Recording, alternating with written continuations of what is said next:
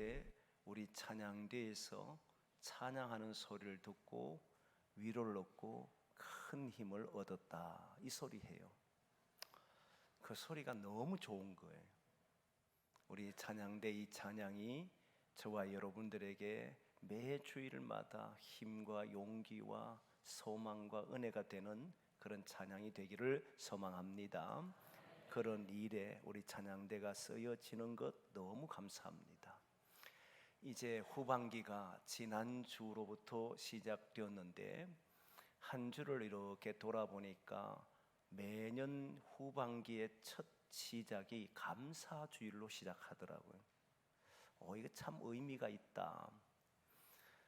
사람이 어떻게 시작하느냐가 참 중요한데 후반기에 우리의 삶을 감사로 시작한다는 건 복이구나.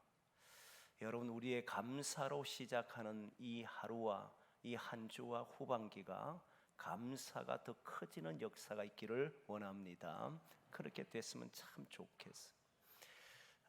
근데 우리 교우들은 잊지 말아야 될 것이 하나가 있습니다. 올 한 해 우리 교회의 표는 후반기가 되었기 때문에 다시 한 번 더 상기하셔야 됩니다. 하나님의 능력으로, 이겁니다.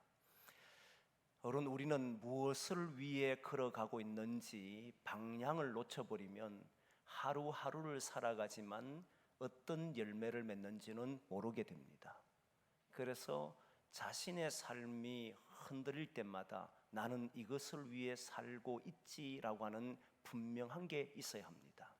우리 교우들은 올 한 해는 하나님의 능력으로 살겠다는 겁니다. 많은 풍파가 있겠지요. 많은 어려움도 있겠지요. 그러나 그 속에서 우리는 하나님의 능력으로 이겨내겠습니다 하는 것이 우리 교회가 이 한 해를 살아가는 이유입니다. 올 한 해 동안 하나님의 능력으로 모든 일을 행할 수 있기를 소망합니다. 거기에 그 하나님의 능력이 가장 많이 등장하는 부분이 서신 중에 하나를 꼽으라고 한다면 사도행전입니다. 그래서 올 한 해는 사도행전으로 계속 보고 있습니다. 후반기 첫 시작은 감사주일로 했지만 이제부터 다시 사도행전은 성령행전이라 할 만큼 강력한 하나님의 역사가 일어났던 서신이기에 이 서신을 통해서 하나님이 어떻게 역사하는지를 보고 우리의 삶에서도 그 하나님의 역사가 일어나기를 바라며 또 결단하며 우리의 삶으로 나가기를 원하고 그렇게 말씀을 보려고 합니다. 오늘도 하나님의 역사를 보기를 원합니다. 특별히 오늘 본문에 있는 말씀을 가지고 제목을 같은 질문 원치 않는 답변이라고 하는 제목으로 말씀을 드리려고 합니다. 같은 질문 원치 않는 답변에 대한 내용은 오늘 본문의 마지막 부분에 다룰 겁니다.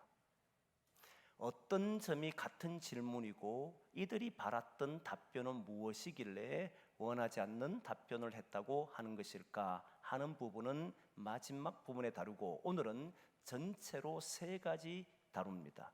그 중에 첫 번째가 여러분 본문의 말씀을 보면 믿은 수가 남자만 5,000명이 되었더라 하는 말씀이 나옵니다. 성경에 기록해 있으니까 참 귀한 일이다 라고 생각할지는 모르지만 오늘날에 이렇게 짧은 시간에 설교를 듣고 5,000명이 회개하는 역사가 일어날 수 있을까? 그런 가능성이 있느냐라고 하는 질문을 던지면 고개를 갸웃거릴 수밖에 없습니다. 그러면 도대체 베드로와 현재 일어났던 일이 무엇이길래 믿은 사람이 5,000명, 그것도 남자의 수만 5,000명이 되었을까? 도대체 어떤 일이 일어났던 것인가 생각해 보지 않을 수 없습니다. 사실 오늘날 일어나겠습니까? 가능성이 있습니까? 라고 하는 질문을 던지면 성도들은 믿음의 사람들은 가능성을 말하는 게 아닙니다 라고 주장할 수 있습니다. 맞습니다. 성도는 가능성에 의해 살지를 않습니다. 하나님이 역사하신다는 믿음을 가지고 사는 사람이 성도입니다. 하지만 아무런 근거가 없이 또 하나님께서 역사하신다라고 말씀하는 그 이유를 모르고 그냥 믿어버리면 실제 자기 삶에는 일어나지 않음에도 막연한 믿음을 가지고 살아가는 사람들이 있고, 또한 어떤 면에서는 위험한 신앙인으로 삶을 살 수 있습니다. 그러기에 오늘 5천 명이 믿게 된 원인이 무엇인지, 과연 오늘날에도 그런 일이 있을 수 있는지를 먼저 살피려고 합니다. 여러분, 오늘 본문에 보면 분명히 이 일은 나면서부터 걷지 못한 사람이 40세쯤 되었는데 그 사람이 일어남으로 일어난 사건입니다. 많은 이들이 궁금했습니다. 누가 이런 일을 했을까? 실제 주목하는 것은 그 일을 일으킨 사람의 관심을 가질 수밖에 없었습니다. 그런데 베드로는 왜 우리의 능력이나 우리의 경건으로 이런 일이 일어났다고 생각합니까? 우리는 그런 일을 할 수 있는 사람이 아니라고 분명히 말하고, 나사렛 예수의 이름으로 이 사람은 완전히 나았습니다 라고 말을 합니다. 이 말을 들은 사람들, 그리고 베드로의 설교를 들은 사람들이 변화가 됐겠습니까? 아니면 나면서부터 걷지 못했던 사람이 일어난 사건 때문에 이 사람들은 예수님을 믿기 시작했을까요? 많은 이들은 사건에 주목합니다. 그런 사건이 있었기 때문에 그러지 않느냐라고 생각합니다. 그런데 오늘 본문을 보면 사건 때문에 이들이 돌아섰다 말하지를 않습니다. 나면서부터 걷지 못했던 사람이 일어나 걸었기 때문에 나도 예수 믿을 거야, 나도 예수님을 따를 거야 라고 말하는 것이 없습니다. 단 한 줄도 나오지 않습니다. 오늘 본문에 보니까 말씀을 들은 사람들이, 듣고 믿은 자가 남자의 수만 5천이 되더라 이렇게 말했어요. 말씀을 들은 사람들이 5천 명이 된 거예요. 그리고 이 말씀은 무엇이냐면 1절 말씀을 보면 성전에 사람들이 모였는데 베드로와 요한을 가두었습니다. 잡아서 가두고는 다음날 아침 공회에 세우는데, 그때 왔던 사람이 대제사장 가야바, 안나스, 그리고 많은 서기관들, 사두개인들, 장로들이 있었음을 알게 됩니다. 이들이 있었는데 이때 베드로가 그들이 요한을 잡아두었던 이유가 무엇이냐가 나오는데, 예수 안에 죽은 자의 부활이 있다는 사실을 가르침으로 그것을 싫어하여 옥에 가두었다, 공회에 잡아두었다 이 말을 했습니다. 다시 말하면 베드로와 요한이 예수 안에서 사람이 다시 살아납니다 라고 하는 것을 가르쳤다는 거예요. 이 말을 들은 사람들이 믿었는데 5천 명이나 되었다 이 말이에요. 물론 나면서부터 걷지 못했던 사람이 걷게 되는 이 사건은 충격이었고 사람들이 관심을 가질 수밖에 없는 사건이었고, 그리고 베드로와 요한에게 몰려올 수밖에 없었던 건 분명합니다. 그러나 그것으로 이들이 예수님을 믿은 게 아니었습니다. 실제 예수님께서는 오병이어의 기적을 통해서 약 한 2만 명 이상 되는 사람을 먹였습니다. 그런데 예수님을 믿은 사람은 거의 없었습니다. 오히려 예수님이 십자가 질 때 못 박으라고 한 사람들이 대부분 그들이었습니다. 예수님께서 생전에 수많은 기적과 이적을 베풀었지만 그 기적을 보고 예수님을 따랐다라고 하는 사람은 없습니다. 이상하게도 말씀을 들은 사람이 변화가 일어났던 거예요. 말씀을 듣고 사람들은 회개했습니다. 베드로는 이 사건을 설명하면서 예수의 이름이 이 사람을 온전하게 낫게 했다라고 말한 뒤에 너희는 돌이켜라, 회개하라, 그리고 제사함을 받으라 라고 하는 말을 했습니다. 그러면 예수 안에서 다시 살아날 것이야 라고 전했습니다. 이 말을 들은 사람들이 돌아선 겁니다. 말씀 때문에 돌아선 거예요. 그러면 여러분 이렇게 질문이 되잖아요. 오늘날에도 우리는 수없이 많은 말씀을 듣는데 왜 이런 현상은 일어나지 않을까? 이게 저의 고민이고 오늘날 많은 성도들의 고민일 겁니다. 하나님의 말씀을 베드로도 전하였고 오늘 우리도 전하고 있는데 왜 아무런 변화들이 일어나지 않느냐 하는 문제입니다. 그게 저를 가장 괴롭히는 문제입니다. 저는 여전히 동일하게 생각합니다. 오늘날 한국교회, 오늘날 많은 사람들이 하나님의 말씀이 제대로 들려질 때만 회개 역사가 일어나고 교회는 다시 주님을 찾는 사람들이 모인다고 생각합니다.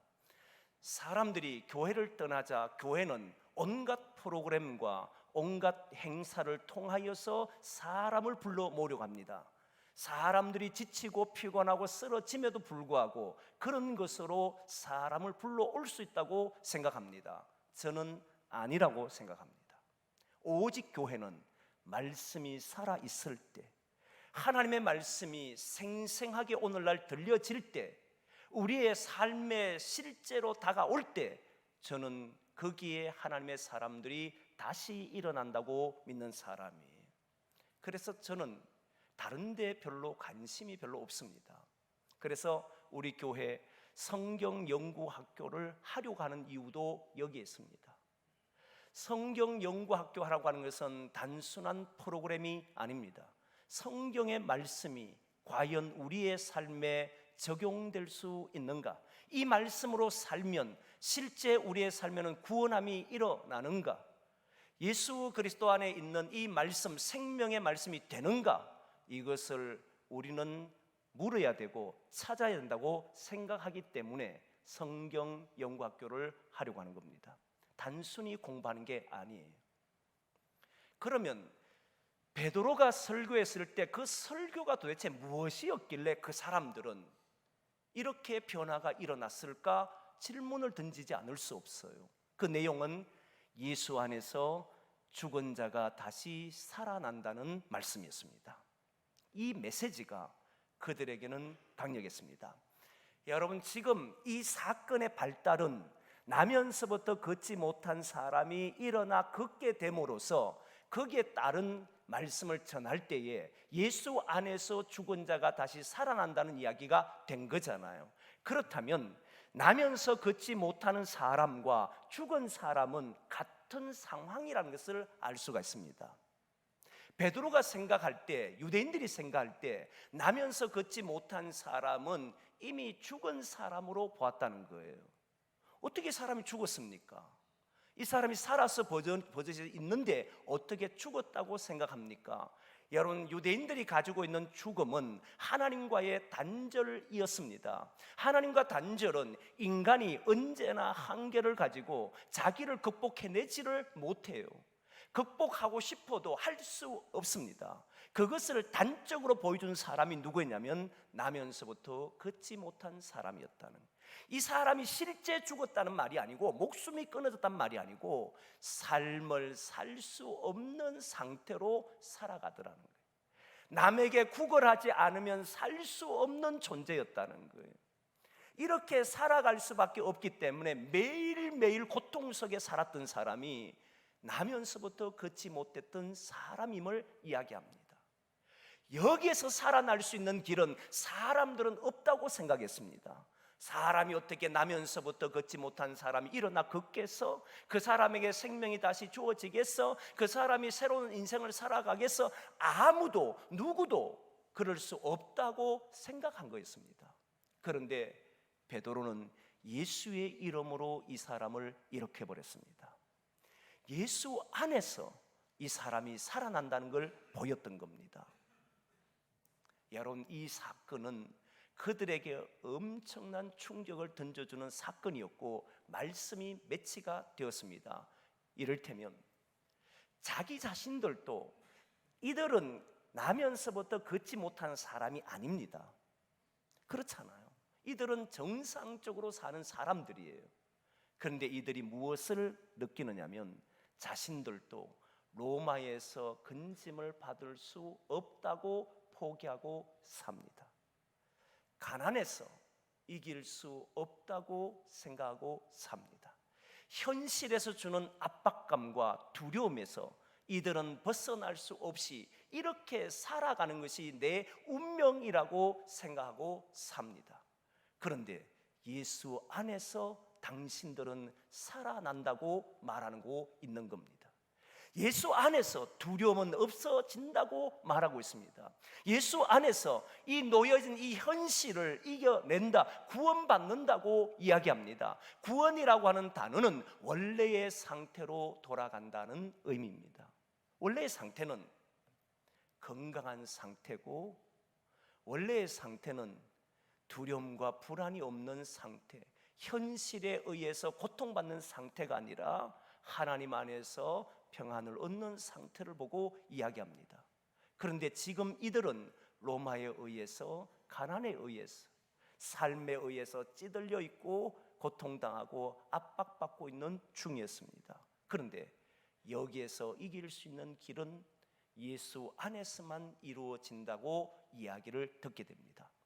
예수 안에서 나면서 걷지 못한 자가 일어나 새 생명을 얻었다면 나도 이 현실 가운데서 일어나서 새롭게 될 수 있다는 확신을 갖게 되고, 그때 사람들은 이 말을 믿고 돌아섰다 이 말이에요. 이게 오늘날이 안 된다는 겁니다. 오늘날 우리 예수님을 믿고 난 이후에 실제 우리의 삶에서 예수님께서 행하신 일들, 예수님을 통해서 우리는 우리 앞에 놓인 모든 현실 속에서 두려움 없이 담대함으로, 그리고 주어진 현실 속에 하나님이 원하는 그런 삶으로 될 수 있느냐라고 하는 것을 실제 삶에서 보여줄 수가 없기 때문에, 그 말을 들어도 사실은 한 귀에 듣고 한 귀로 흘러버리기 때문에, 그 말이 우리의 가슴에 와닿지 않기 때문에 지금도 사람들은 주의 전을 찾지를 않는다는 거예요. 이게 너무 괴롭다는 거예요. 사랑하는 성도 여러분, 저는 우리 농촌 제일교회 성도들, 이 자리에 함께하는 성도들이 함께 이 시대에 살아있는 하나님의 말씀을 살아있는 채로 사람들에게 들려줄 수 있는, 그리고 그 말씀이 옳습니다, 이 길이 진리입니다, 이렇게 살아야만 됩니다는 것이, 이제까지 이런 삶이 아니라 다른 삶을 살아가야만 됩니다라고 하는 이 말이 들려질 수 있는 그런 교회로 우리가 만들어가기를 소망합니다. 제가 여기 이것이 잘 되지 않기 때문에 괴롭다 했습니다. 오늘 많은 교회들이 이것으로 인해 괴로워합니다. 사랑하는 성도 여러분, 함께 하나님의 나라를 이루도록, 하나님의 말씀이 살아있도록 그렇게 만들어내는 일에 동참하기를 소망합니다. 두 번째는, 오늘 본문의 두 번째 사건은 성령 충만하여라고 하는 말이 8절에 나옵니다. 베드로가 성령 충만하여 이들에게 대답을 합니다. 그런데 성령 충만함이 보입니까? 저는 묻고 싶어요. 여러분들이 오늘 본문을 통해서 성령 충만함이라는 것이 이런 것이다 라고 하는 것이 드러납니까? 성령 충만함이라면 뭔가 신비로운 것처럼, 뭔가 감정적인 것처럼, 뭔가 새롭고 놀라운 것처럼 생각한 사람이 많습니다. 그런데 오늘 본문에 그런 것이 보입니까? 오늘 본문에 성령 충만함이 뭔지를 정확하게 드러냅니다. 그걸 볼 수 있어야 합니다. 성령 충만함이 무엇이냐면, 오늘 베드로의 행동이 참으로 이상합니다. 어떤 면이 이상하느냐 하면, 사실 지금 베드로가 서 있는 자리는 공회입니다. 그런데 그 앞에 대상은 대제사장 가야바와 안나스와 그리고 서기관들, 장로들, 그리고 사두개인들이 있습니다. 이들이 베드로 앞에 있습니다. 그런데 여러분, 불과 50일 전에, 불과 2달 되기 전에 예수님이 십자가 달려 돌아가실 때 예수님이 잡혀서 그리고 대제사장 집에 갑니다. 그때 그 인물이 누구냐면 대제사장 가야바와 안나스입니다. 동일한 인물입니다. 같은 인물이었다. 다른 인물이 아니에요. 똑같은 인물 앞에 섰습니다. 그런데 그들 앞에 섰을 때 예수님은 아주 담대하고 차분하고 흔들림 없이 말씀하지만 제자들은 두려웠습니다. 제자들은 두려워서 멀리서 지켜봤습니다. 한 여종이 너희들은 예수를 따른 자들이다 라고 말을 하자 닭 울기 전에 3번씩이나 아니라고 말했던 사람이 베드로입니다. 그리고 저주하고 도망갔던 자가 베드로입니다. 이 베드로가 똑같은 인물, 대제사장 가야바, 안나스, 그리고 그 집안 사람들, 그리고 그 중에 그게 함께 있었던 사람 앞에 섰을 때에 놀랍게도 예수님이 말씀하시는 것처럼 차분하게 그리고 담대하게 목숨을 잃을 수 있는 상황, 예수님을 죽였던 사람이 이들이었는데 그들 앞에서도 놀랍게도 예수의 이름을 선포하고 있더라는 거예요. 성령 충만이 무엇인가? 세상의 구애를 받지를 않더라는 겁니다. 일어난 파도 앞에 자기를 무너뜨리지 않더라는 거예요. 지금은 성난 파도처럼 대제사장이 자기들에게 몰아붙이고 있는 상황입니다. 그렇잖아요. 얼마 전에 예수님을 죽이던 이들이었습니다. 그들이 자신의 생명도 해할 수 있는 분명한 그런 사람이었음에도 이 사람들은 담대하게 외칩니다. 담대하게 외치는 이것이 성령 충만함이었다는 거예요. 다시 말하면 그 마음을 흔들 수 있는 것이 아무것도 없었다는 거예요. 인간의 마음이었다면 불안했을 겁니다. 인간의 마음이었다면 두려웠을 겁니다. 그런데 베드로는 조금도 두려워하지 않아요. 그 마음을 성령께서 사로잡았고 거기에 충만이라는 단어를 썼는데 그 충만은 가득했기 때문에 세상 그 어떤 위협 앞에도 어떤 칼 앞에도 어떤 상황 앞에도 전혀 요동하지 않더라는 겁니다. 이 모습이 성령 충만하다. 사람은요 삶을 살 때 우리의 삶에 문제가 일어나면 요동합니다. 마음이 두려움이 생깁니다. 이건 어둠의 힘이란 건 우리 다 알고 있으면서도 이겨내지를 못합니다. 그런데 그 속에서도 평안할 수 있는 사람은 성령께서 그 마음을 충만하게 하실 때인 줄 믿습니다. 어떤 일에도 어떤 위기에도 어떤 위협에도 담대할 수 있는 일은 인간의 능력으로 감당이 안 됩니다. 오직 성령의 능력으로만 되는 줄 믿습니다. 그래서 오늘 본문에 성령 충만하여 담대하게 외치는 장면이 나왔던 거예요. 사랑하는 성도 여러분, 그렇다면 오늘 저와 여러분들은 세상 속에 살아가면서 문제 없이 살면 좋겠지만 문제는 일어날 겁니다. 그때마다 우리의 마음이 힘들 때, 무너질 때, 무너지려고 할 때, 그때 여러분 무엇이라 기도해야 되냐면 성령이여 나와 함께해 주옵소서. 내가 성령 충만하도록 도와주옵소서. 여기에서 담대하게 해주십시오. 여기에서 불안하지 않게 해주십시오. 오히려 세상 그 어떤 사람들보다 더 차분하고 더 용기 있고 더 담대하게 모든 인생을 걸어가게 해주십시오라고 기도해야 되는 줄 믿습니다. 그렇게 살기를 소망합니다. 그게 바로 성령 충만한 사람의 모습이었다는 거예요. 마지막 하나, 오늘 본문의 제목, 같은 질문 원치 않는 답변이라는 제목입니다. 여러분, 오늘 대제사장 가야바 안나서 그리고 많은 사람들이 질문을 합니다. 사실은 예수님을 전하는 죽은 자의 부활이 예수 안에 있다라고 하는 사실을 전하는 것을 싫어해서 이들을 잡았습니다. 그리고 이들에게 아침에 질문합니다. 누구의 권세로, 누구의 이름으로 이런 일을 하느냐 했습니다. 그런데 이 질문이 예수님께 하신 질문과 똑같은 질문을 했습니다. 다르지 않습니다. 예수님이 성전에서 가르치실 때 그때 서기관들이 예수님에게 오셔서 한 질문이 무엇이었냐면 너는 누구의 권세로 권위로 이런 일을 하느냐 하는 질문이었습니다. 똑같은 질문이었어요.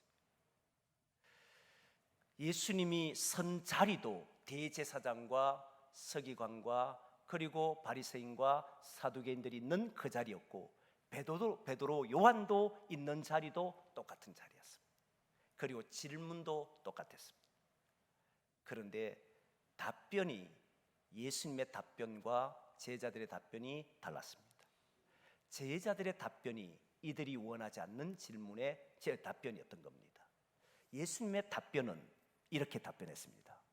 세례 요한의 세례가 하늘로부터냐 사람으로부터냐 물었습니다. 오히려 질문을 했습니다.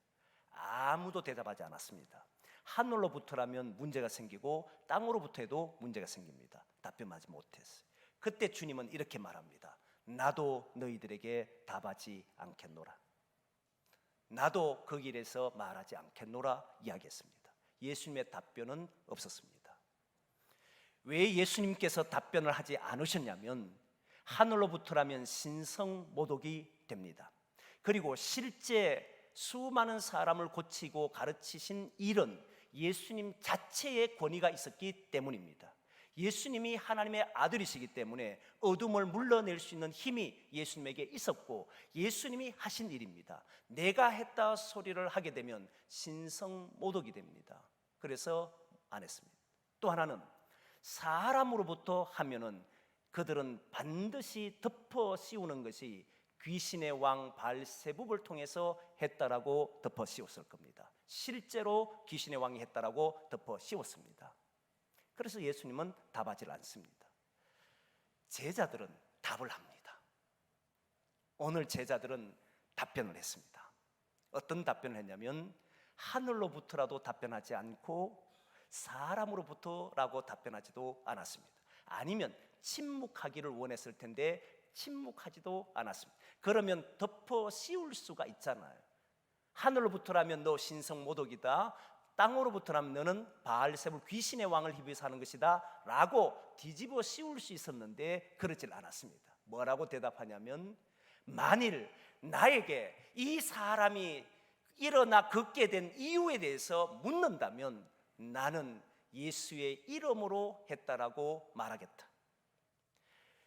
다른 이름으로 구원을 받을 수는 없다. 천하 인간의 구원받을 만한 이름을 나사렛 예수의 이름 외에는 준 적이 없다라고 이야기합니다. 이 사람은 나사렛 예수의 이름으로 나는 한다, 이렇게 말을 했던 거예요. 이 말을 들은 사람들이 오늘 본문 뒷절을 가보면 이런 말이 나옵니다. 이들이 당황을 하고 어찌해야 할 줄을 몰라서 풀어져 버립니다. 자기들이 원하는 답이 아니었던 거예요. 왜 이것이 문제가 됐느냐면, 예수님의 이름으로 낳은 것이 실제로 일어나 버렸잖아요. 나면서 걷지 못하는 사람이 일어나 걸었는데, 이 사람이 누가 건졌느냐, 구원해주냐 싶어서 찾았더니 베드로와 요한이에요. 그런데 베드로와 요한이 내가 아니라고 이야기합니다. 나사렛 예수의 이름이 했다라고 전했습니다. 그리고는 사람 앞에 섰을 때 나사렛 예수라고 전한 겁니다. 같은 질문에 원치 않는 답변을 했던 것이죠. 저는 이것을 오늘 여러분들에게 드리고 싶어요. 사람들이 여러분들에게 물을 겁니다. 너는 어떻게 그렇게 할 수 있었느냐라고 물을 겁니다. 어떤 일이 있을 때 너는 어떻게 그런 문제를 해결했어? 라고 물을 때 대부분의 사람들은 그냥요, 어쩌다 보니 해결됐습니다. 믿는 사람들의 입에서 나오는 이야기입니다. 시간이 흘러보니 이렇게 해결됩니다. 여러분, 우리는 예수님을 믿는 사람들입니다. 예수님이 그 일을 하셨노라고 담대하게 선포할 수 있어야 합니다. 밀양에서 목회할 때 아이들이 어느 날 학교 갔다 오더니 그런 고백을 하더라고요. 기독교 예수 믿는 사람이 손들어 보라고 인구조사인데 종교조사할 때 이제 손을 들었는데 아무도 손을 안 들었어요. 제가 지도했던 애들도 손을 안 들었어요. 물었습니다. 왜 안 들었냐? 부끄럽다 그랬습니다. 거기에는 교회 다니는 친구들이 많음에도 불구하고 단 한 명도 손을 안 듭디다. 이유는 부끄러웠어요. 여러분, 오늘날 우리가 살아가는 삶의 현장에서 우리가 겪고 있고 우리가 또한 많은 문제들이 해결되는 속에 예수의 이름이 해결했다라고 생각한 사람이 얼마가 될까요, 여러분? 저는 이걸 묻고 싶습니다. 요즘 인재 양성 학교를 하고 있습니다. 애들이 시험을 쳤습니다. 애들 중에는 시험에 원치 않는 문제가 나와서 생각지 않는 문제가 멘탈이 흔들렸습니다. 우리는 이렇게 말합니다. 멘탈을 잡으라고. 잡을 수 있다고 생각합니까? 사람의 마음을 제일 잡기 어렵습니다. 두려움이 엄습해 올 때, 그 두려움이 자기를 완전히 몰아가서 잠식했을 때 거기에서 사람은 이겨낼 수 있는 게 있다고 봅니까? 없을 겁니다. 그때 저는 단호히 이야기합니다. 예수의 이름이 너를 거기에서 건져 주실 것이다. 너는 너의 힘으로 잡을 수 없지만 예수님의 이름은 너를 거기에서 건져주는 날을 보게 될 것이다. 이야기를 합니다. 삶과 신앙이 매치가 안 됩니다. 삶은 삶이고 신앙은 신앙으로 살아갑니다. 분명히 우리가 살아오면서 수많은 어려움을 이겨왔고 수많은 일들 속에서 마음을 지켜왔는데 그때 왜 그것을 이겼습니까? 물어보면 그냥 시간이 지났어. 신앙인은 그렇게 말할 수 없습니다. 우리는 기도했고 예수의 이름으로 선포를 했고 예수의 이름으로 부르짖었습니다. 저는 하나님이 그 이름으로 인해서 우리를 건져주셨다고 믿습니다. 그러기에 여러분, 이것이 연결이 안 되면 우리의 신앙은 매우 공허할 겁니다. 그래서 우리 아이들의 시험 치고 나면 제가 요즘은 확인을 다 합니다. 이제 양성학교이기 때문에 확인을 하고 합니다. 그리고 저는 점수가 몇 점이냐 묻지를 않습니다. 무엇이 어려웠는가? 그때 너는 그것을 어떻게 이겼는가? 목사님 못 이기게 했습니다. 그렇지. 그러나 나는 예수님이 너로 하여금 이기게 할 것이다. 하기 전에 기도하자. 기도하고 하라. 이야기합니다. 우리 아이들은 신앙으로 산다는 게 뭔지를 깨닫게 될 겁니다. 저는 그것을 아이들에게 주려고 하는 겁니다. 예수의 이름은 우리를 두려움에서 이기게 하고 예수의 이름은 우리의 삶의 문제를 극복시킬 겁니다. 예수의 이름으로 저와 여러분들이 세상에 나가 여기에서 말하는 것이 아니라 우리의 삶에 나가서 거기에서 예수의 이름으로 사는 것을 보이며 살기를 소망합니다. 그래서 이 자리에 왔을 때 내가 주님의 이름으로 살았더니 이런 일이 일어납디다 고백하는 그런 성도들이 저와 여러분 되기를 소망합니다. 사람들은 우리에게 예수의 이름이란 답을 원치 않을 겁니다. 조롱할 겁니다. 두려워하지 마십시오. 예수의 이름만이 우리의 구원을 주신다고 믿습니다. 그렇게 살아가기를 간절히 소망합니다. 기도하겠습니다.